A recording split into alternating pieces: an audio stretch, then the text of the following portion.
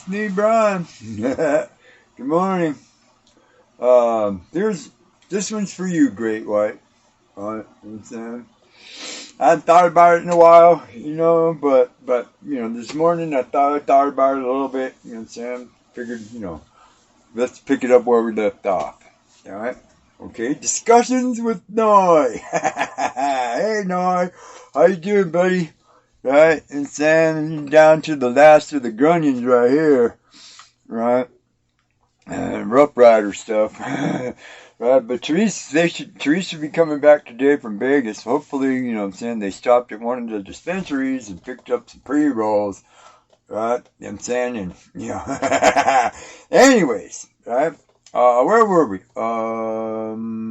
Okay, I did. I did all the officers, I did the heroes, I covered the revolt, the first 75,000 years that the Annunaki were here, right? Okay, so let's pick it up. Let's cover the next 75,000 years, right? So that would put them from 0 to 150,000 years on this planet. Right? Now, okay? The heroes revolted, Enki and Nagsad, they went up there to, South America, Peru, and all that stuff, and, built all their laboratories and everything, and their base of operations, and then they got their 8, female volunteers, from the crewmen, right, probably the research, scientist group, right, and all that stuff, right? It's all set up. They got it going. They went through their various, versions of the humans, the Damu, right? Until they, got to the atom, right? It's interesting that they called it atom. But anyways, right? So they got to the point where we, as a species, Homo sapiens, were finally viable. We finally had enough, mental stability and strength, to be taught, right? We had enough physical capability and stamina, to work, right? Okay, we obviously had a reproductive speed that was, really, really good for them, beneficial to their needs. There's a time shift that's involved here, right? One of their standard years was 3,600 of ours, right? So, in their time frame, they had plenty of time, to let us breed and to build up the population so that they could use us as their helpers, as the worker, as the construction force, the research individuals, right? Stuff like that. And at the same time, Enki, from the Chronicles, and, Enki's point of view was that, okay, now that we created these beings, we need to study them, we need to figure out, if, right, what we did was okay, right, and like Enda wants to do, we should just wipe them all out, and go from there, and just let the natural, organic evolution of this planet, go back to its rhythm, right, and let it evolve on its own. What's up, dude? Doobie. Say hello, Doobie. Look, Doobie. Say hello. Look up, up, up. Up. You goofball. Anyways, right? So, in the ensuing next, 10,000 years, right, which would have been, roughly 3 or 4 to them, maybe, right? They zeroed in, each one of the officers zeroed in, right, on the characteristics of the humans that they needed for their work. Remember, each individual officer was responsible, for some project or some type of something going on here down on this planet, right, based on the main objective, which was the precious metals and the materials that they needed to take back home to their home planet. Excuse me. Now, the thing that makes me curious the most, right, is that how mainstream archaeology refuses to accept this simple fact, even though there is tons of evidence to support it, right? That historical humanity didn't start until after the end of the last ice age, which is roughly about 13 to 15,000 years ago, right? Even though there's archaeological proof, you know what I'm saying, of highly intelligent, technologically advanced individuals, you know what I'm saying, in the previous 40,000 years to the next ice age. And then there's even some, right, you know, a little bit, right, archaeological evidence of human beings, right, in the 100,000 years preceding that ice age. You know what I'm saying? So they base all of their definitions and all of their timelines, right, on this 15,000 year span of humanity. When a lot of us know and are smart enough to understand and you know and do the research and read the materials that the pseudoscientists are publishing about their study and about their, you know, excavations and about their, you know, ruminations of interpreting the, you know, the evidence that's left behind. Right now, sure. Think about it. I mean, they probably, you know, yeah, they divided this up, you know, because in the books of the Zohar, you know what I'm saying, in a couple of the books, right, they describe the 7 different types of human beings, and it's all based on the patterns of your eyes, the color, you know what I'm saying, how they're structured, right, whether you got the black ring around the edge of the iris, or you got the yellow ring around the edge of the iris, or you got speckles, depending on whether the speckles are black or gold, you know what I'm saying, you know, if you have green eyes, or blue eyes, or brown eyes, or black eyes, you know what I'm saying, all of this stuff, you know what I'm saying, is explained in you know, the books of the Zohar, you know what I'm saying, and the Jewish people, the Semitic tribe, was the chosen people of Yahweh, who, you know, Enlil, right? Remember, Mission Commander, you know, saying Lord of the Sky, right? You know, so each individual officer chose their people based on these facts, and the Semitic peoples and their language, which is, you know, a little bit odd, right? It reads from right to left. Right, and the Semitic alphabet only has 22 characters, and each character, right, has its own separate meaning, right? You know what I'm saying? And this is even weirder, right? The four Hebrew characters that comprise the name of God, right, are you know, the exact same characters that correspond with the you know, English language characters that are the 4, right, enzymes of the DNA string. Interesting, isn't it? But anyways, you understand?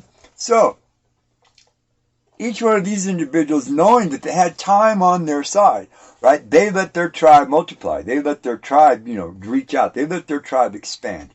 You know what I'm saying? And that they chose, you know, select specific individuals over the generations. That's why over there in, you know, in the East and in the Mid East, and, you know, right, they have the king lists that run for thousands and thousands and thousands of years, king after king after king after king after king, because, you know, and a lot of it is not hereditary. A lot, so, you know, there are places in between where they inserted this other guy. Hey man, this guy knows what he's talking about. We need this guy in charge. You understand? Scribe, right? And then write down this, and scribes, and, you know, and they go, hey, where's dude? Hey dude, come step up. It's your turn to be a king, bro. Right? And stuff like that. You know what I'm saying? On and on and on. You know what I'm saying? For, you know, probably the first 10, 15, 20,000 years until there was a viable enough population, right? You know what I'm saying? To where they could get done what they needed done for their mining operations, you know what I'm saying? For their research operations, you know what I'm saying? And for the, you know, the Earth study of the planet in relation to the solar system, right, and where their planet was. Remember, they were there for 2 reasons. They're there to get the materials and the metals that they needed, and to do research to figure out if they could adapt to the time shift of the planet. Right? Now, I believe, right, that within this first 150,000 years of their presence on this planet, right, that a lot, if not most, all, of the megalithic structures that were created and placed all over the planet in strategic spots, mind you. You know what I'm saying? All of this construction was done, right? You know what I'm saying? But either by them in the first 75,000 years or with their supervision and their planning, right? You know what I'm saying? You know, in the second 75,000 years, right? You know what I'm saying? Stone is, you know, kind of hard to date, kind of, because it could be billions of years old, right? You know, but it wasn't built a billion years ago. All right, and so, you know, stone is an organic material, but it's not organic. I don't know how else to explain it, right? So the mainstream view, the timeline, you know what I'm saying, is way off, because you know the pyramids in Egypt could have been built 5,000 years ago. They could have been built 50,000 years ago. They could have been built 500,000 years ago. They don't know, right? But their carbon-14 dating system, right, dates that the individuals that they found out there in the Valley of the Kings, you know what I'm saying, and in this pyramid and that pyramid, you know what I'm saying, say that, you know, it's only 5,000 years old. So they had to build these pyramids within 5,000 years. Who said the Egyptians built it? Maybe the pyramids were one of those megalithic structures that was built by the Annunaki, by themselves. You remember, the first 75,000 years. Right? Stonehenge. Stonehenge is only 4,800 years old, man. They dated the trees. Maybe the inner ring of the tree circle was planted, right, once the, you know, the humans and, you know, once the Druids figured out, oh, hey, man, this is a very significant site right here. We need to do some worshiping and some sacrificing and stuff, right? But we need to make it our own. Let's put this ring of trees, which is sacred to us, right, in the middle and inside. You know what I'm saying? And let's go from there, bro. Stonehenge could be 300,000 years old. The tree ring in the middle is only 4,800. You see what I'm getting at here? All right. Did we build any of this stuff? Most likely. I'm pretty sure that a lot of the megalithic structures in the later Inca and Mayan periods and the Olmec periods in South America, you know, Sam, were potentially built by the indigenous populations, but under the direction of Enki's, you know, engineers and stuff, right? Because remember, all of South America was Enki's home base, right? And he had a lot of people on his side. There were a lot of Annunaki, right, in South America. Right? You know what I'm saying? And their indigenous tribe, there are literally thousands of indigenous tribes living in the jungles over there. There's a few tribes they probably never even caught yet. You know? You know, it's just like World War II and Iwo Jima. It took us, you know, months to conquer Iwo Jima because the Japanese were so embedded. They were so entrenched. Right? You know what I'm saying? And in fact, even after they raised the flag over the top of Iwo Jima, the Marines, right? You know what I'm saying? Right? It was still, you know, 5 years later, 1949, in fact, that they finally got the last of the Japanese soldiers that were defending Iwo Jima to give up.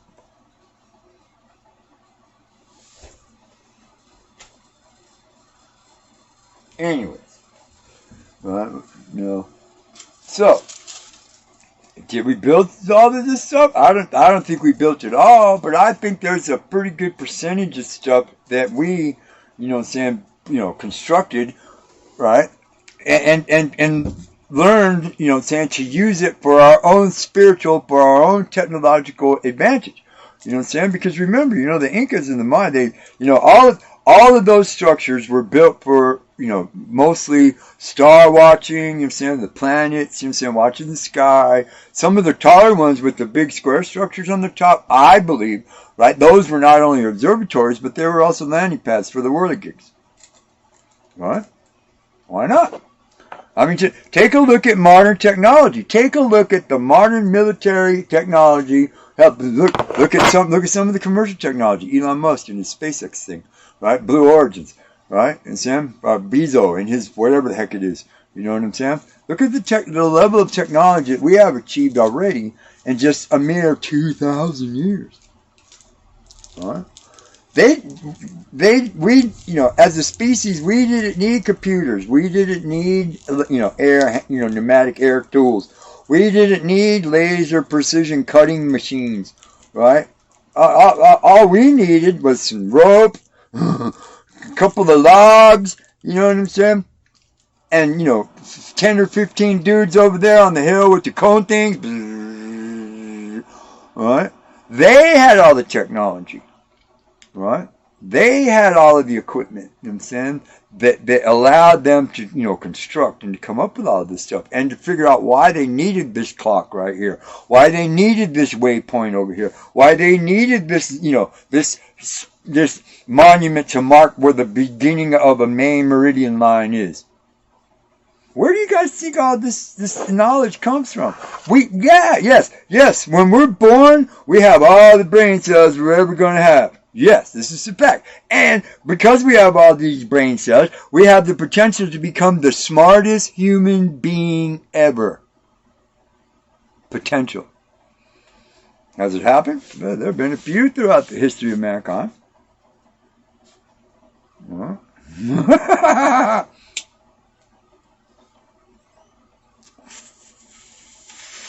There have been a few that have transcended, right, the knowledge of a human being.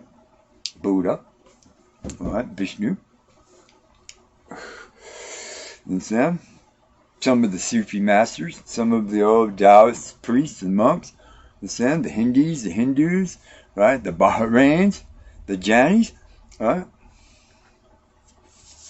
Some of the Rebbe's, you know what I'm saying, and the Jewish, the Kabbalah. The Kabbalah is all about mysticism, just like the Mahabharata, whatever it is, you know what I'm saying, and the Norse Vedas, right, and the Indian Eddas, right. It's all of this thought, all of this stuff, you know what I'm saying, is designed, right, to connect with them, like you asked, about frequencies, right. All of this spirituality, all of these teachings, all of these traditions are designed to prepare you to connect on their level, right? That is the peak of human potential, to connect with God. Now, there are a lot of New Age traditions that believe you could connect with God just by saying, "Hey, God, I need a little help here, bro." You have to prepare. You have to set your mind right, for the right frequency.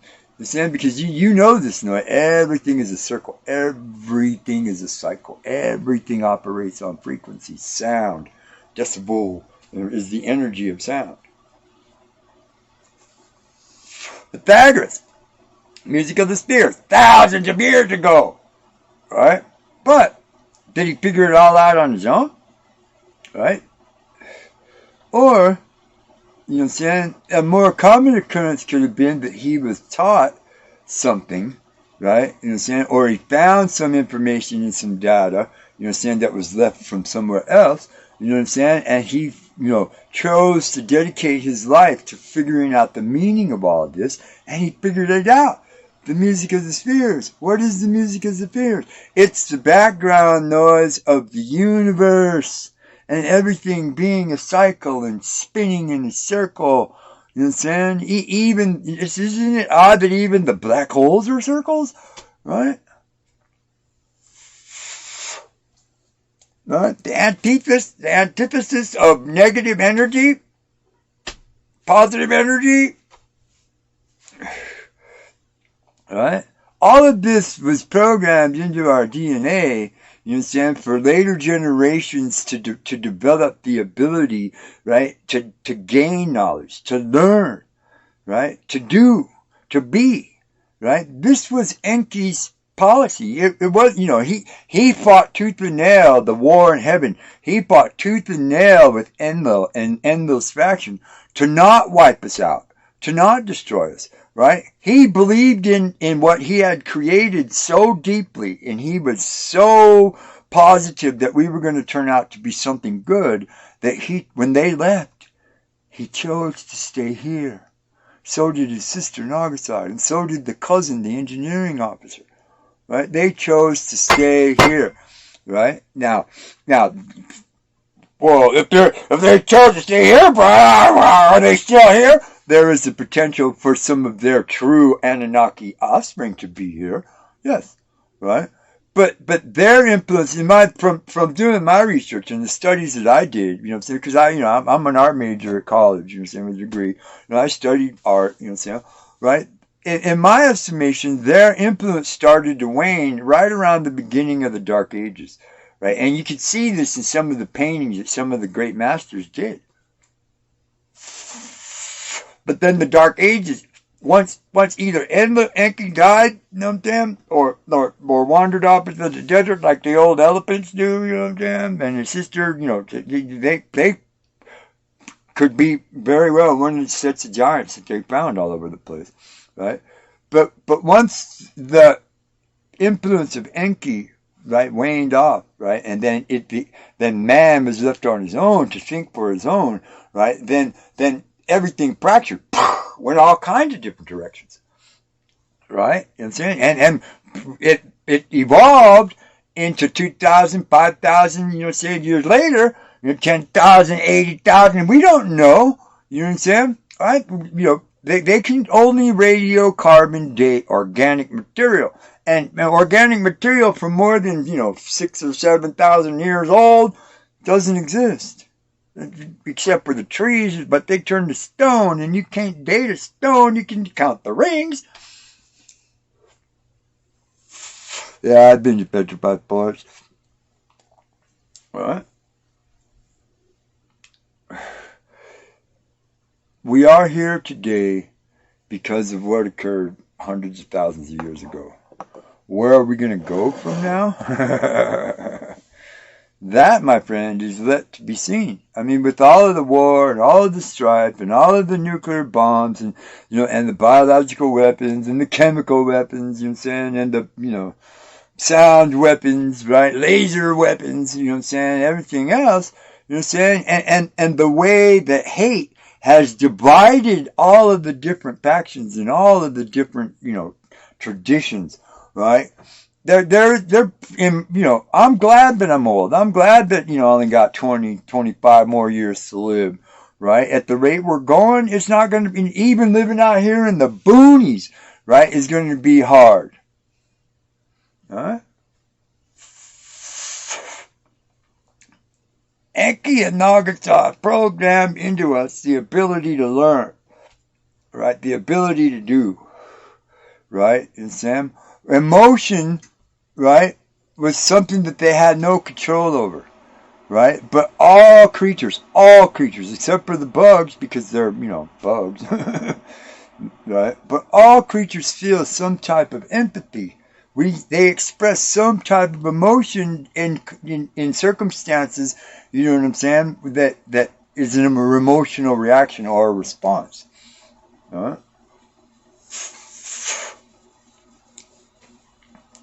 Hate was not one that they had no control over. They couldn't control.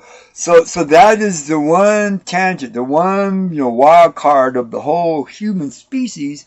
You know what I'm saying? That human beings, right, have studied and studied and studied throughout the course of humanity. I mean, look, thousands and thousands and thousands of years ago, they used to drill a hole in people's heads to let the evil demons out.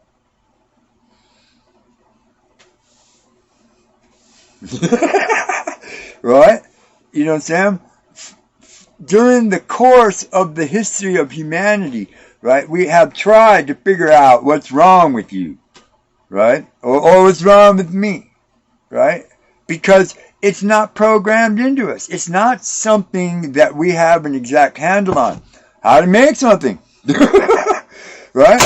How to not think about bad stuff. How to not be a hater. How to not, you know, I gotta express my opinion no matter what you think. Or in my case, I don't really, you know this about me, you know, I don't really care what people think. Right? I don't really care what they do. I'm not involved. It's your life. It's not mine. You know what I'm saying? I'm in total control of my life. I know what I am. I know who I am. I know where I'm going. Right? You know what I'm saying? I don't care. Right? Unless you're sitting right here across from me. right? You know what I'm saying? Doesn't matter. You can say whatever you want, right? It's good, half of the people that, that listen to you are going to believe you. The other half are going to say, that doesn't make any sense. That's kind of stupid. How many people are going to be in the middle and say, How many in the middle are going to stop and think, How many in the middle are going to, and how many in the middle, right, are just going to say, you know what, this is so stupid, I don't even want to do it. Emotional response to the situation or the circumstance, you know what I'm saying, is the only human trait that we have, you know what I'm saying, that developed on its own.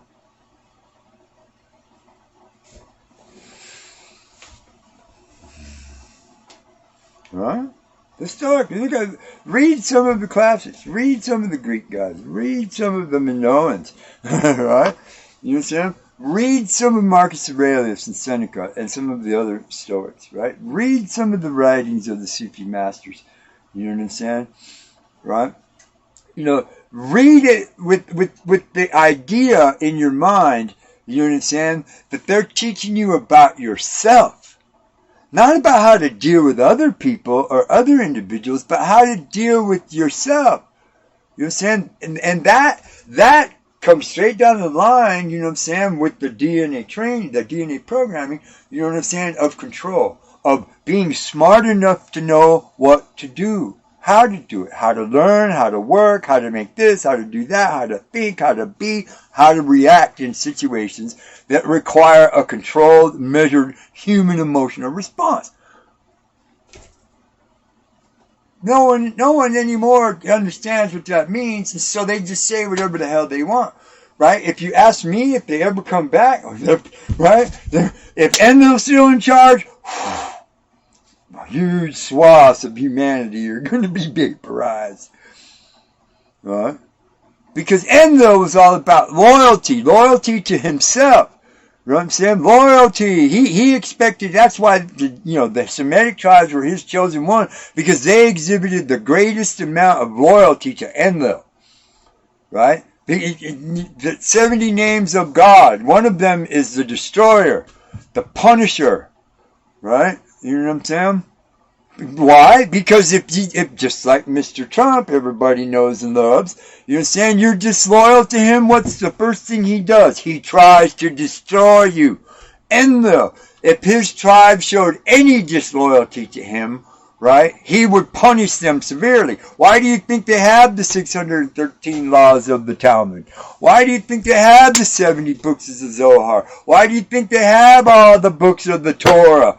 Right? And the laws of Moses and the 10 Commandments, right?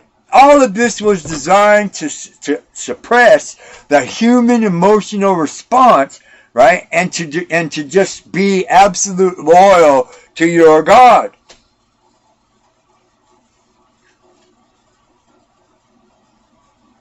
Yeah, they engineered us. Yes, they created this species of homo sapiens, right? But they had no control over what they created.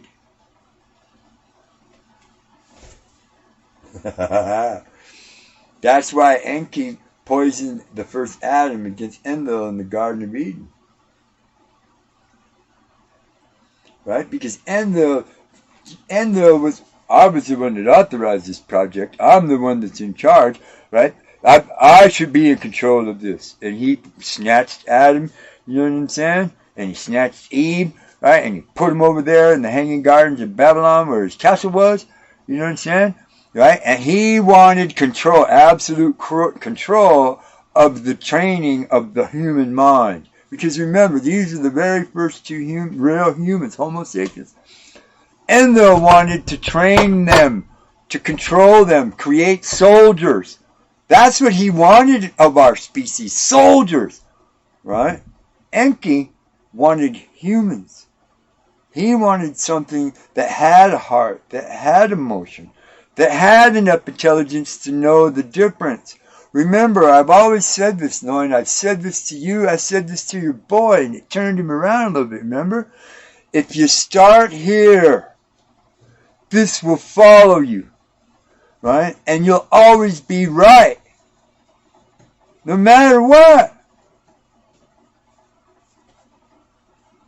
It's me, Brian. There you go, Great White. What do you think about that one? Please like and subscribe and share this video if you think other people might be interested in my madness. Thank you.